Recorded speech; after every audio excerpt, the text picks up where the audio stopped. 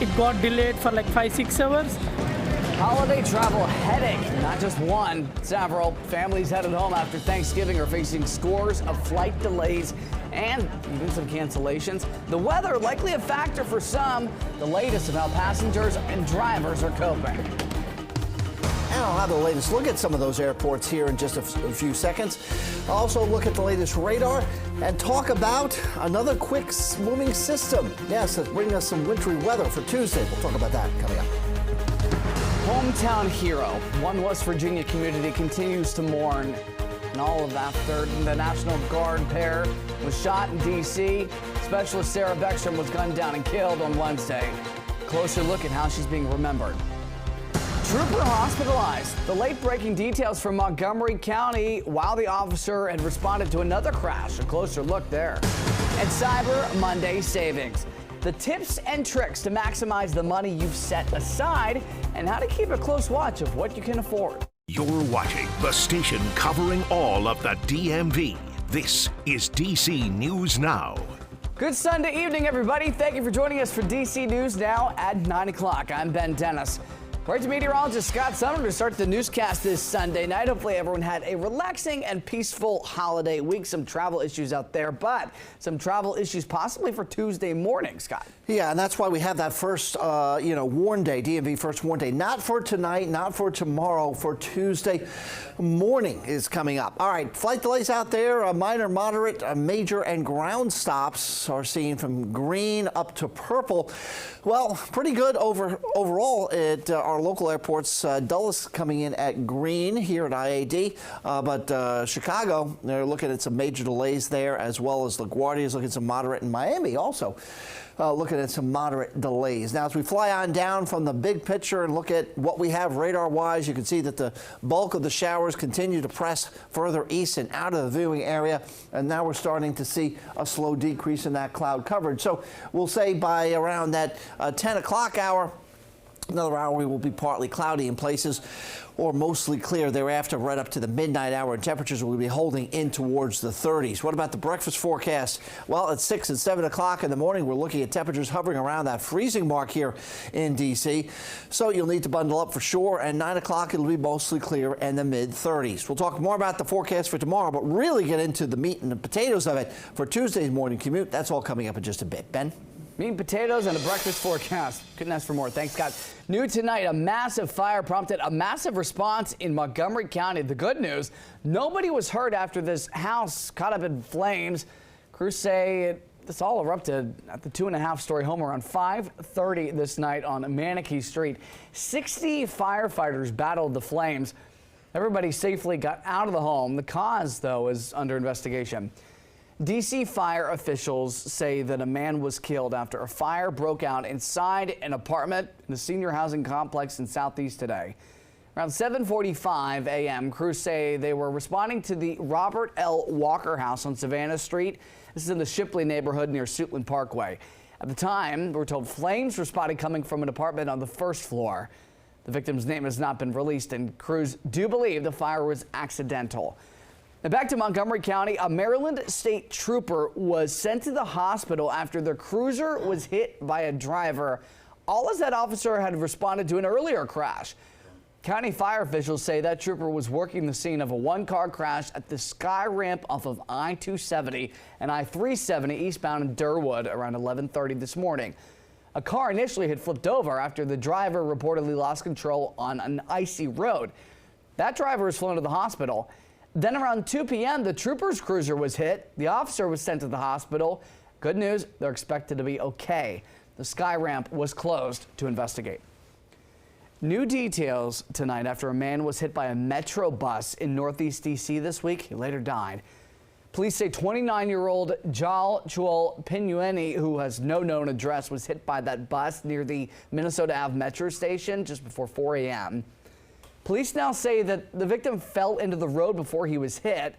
The bus driver stayed on scene, called 911, and while they tried to divert traffic, D.C. police say a driver of a pickup hit the victim a second time.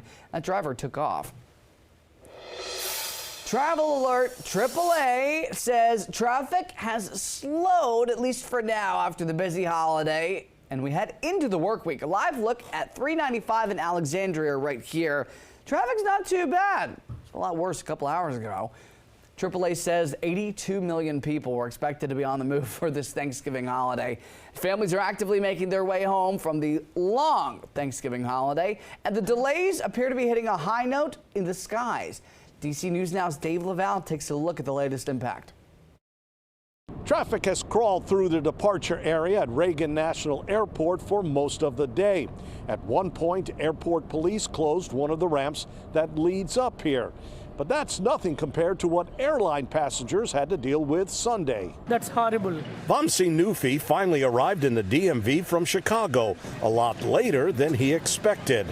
It got delayed for like 5-6 hours. A winter storm in the Midwest created nightmares for air passengers. I can't describe how frustrating it is. Like, we always checked with the crew at the airport. They said like it will be starting at 10 a.m., 11 a.m., 12 a.m. And finally, they said that like it's not going to fly anyway sometime soon today. As of Sunday night, Reagan National alone had nearly 400 delays, according to industry tracker FlightAware. Dulles International and BWI airports had close to or more than 250 delays each. I mean, it was quite hectic. But Amaka Joe visited her sister in Chicago when she got caught by the delays. She took it in stride. people were quite orderly. I think everyone realized there was delays, so everyone was, I guess, pretty chill, pretty relaxed. Joe plans to go to a concert Sunday night. There's just one issue. I don't think my baggage is here. Just a reminder, the long Thanksgiving holiday ends on Tuesday. At Reagan National Airport, Dave Laval, DC News Now. All right, thanks to Dave. Well, students often remember teachers that had an impact, but what happens when those roles are reversed? One West Virginia community continues to remember National Guard specialist Sarah Beckstrom after she was killed in D.C. Wednesday night while on assignment. Webster County High School principal Gabe Markle was Beckstrom's gym teacher when she was in school. He described her as a strong young woman with a heart of gold. And as the school has been preparing for students to return tomorrow because they, too, are mourning the loss of their classmate and friend. We have grief counselors planned to come in from Seneca, Camden Family Health. There's also counselors on standby if we need more counselors for that. We're identifying the students' relatives or family, friends that knew Sarah to keep an eye on them. West Virginia National Guardsman Andrew Wolf was also shot Wednesday. He remains in the hospital and he's still fighting for his life. Back in Montgomery County, a man was killed after a crash left a car overturned. Officers say this happened around 4 this morning at the intersection of Ridge and Kings Valley Road. Responders found a Honda Civic Coupe. It had overturned in an embankment. Police say the driver had been ejected, was lying in the road. He was pronounced dead. Early investigation shows the driver allegedly lost control of the vehicle, hit several objects before being thrown from that car. Police are also investigating whether alcohol may have played a role. Route 27 was closed between Kings Valley and Hawks Road. D.C. police just put in 2 early juvenile curfew zones this weekend. This went into effect last night in Navy Yard and near the U Street corridor at 8.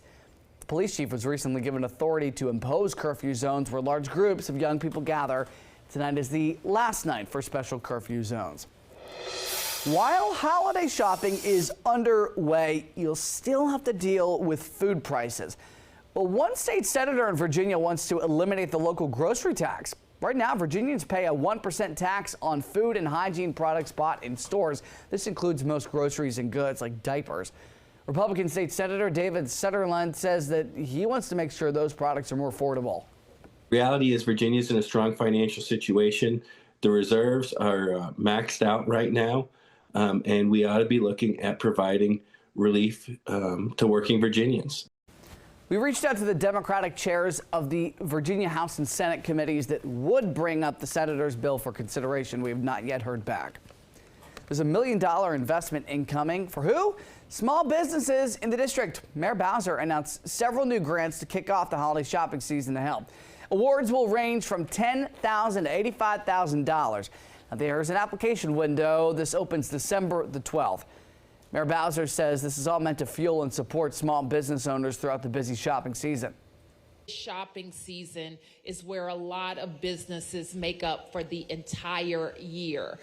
So think about what you're going to buy, make your list, check it twice, and go support a DC business. See what you did there. In the past decade, the mayor says the city has invested more than $50 million in grants, and that's just to support small business growth. Better watch out, better not cry about those shipping deadlines. Christmas is, if you can believe it, just 25 days away, and the U.S. Postal Service has a reminder: send those packages as early as possible. Our Tosin Fakile has the dates to remember and what the post office has introduced this year to help families get a gift under the Christmas tree. There's Noel time like the present. To send those Christmas gifts, of course, and you want to start thinking about when to make it to the post office. Just keep in mind, whatever package you send, we're getting it across the nation in less than 3 days. So here are the recommended mail-by dates for December 25th. Ground Advantage, get those packages in by December 17th. Priority Mail, December 18th. And procrastinators, December 20th is the last day to get it in time for the holiday. And for loved ones in the military, December 9th is the deadline for Priority and December 16th for Priority Mail Express. We're recommending that our customers mail early. We want to take the stress out of your holidays and keep more money in your wallet.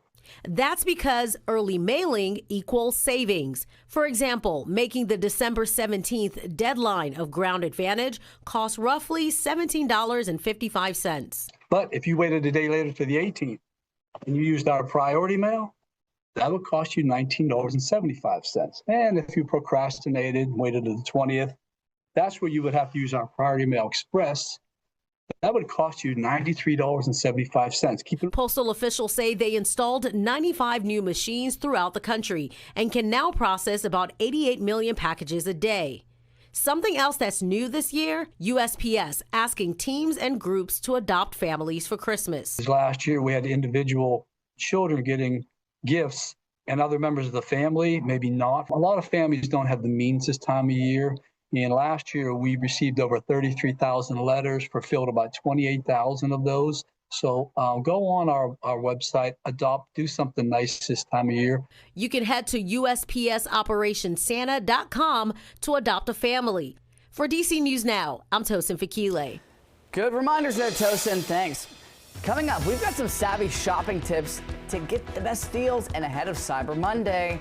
How to use AI to your advantage.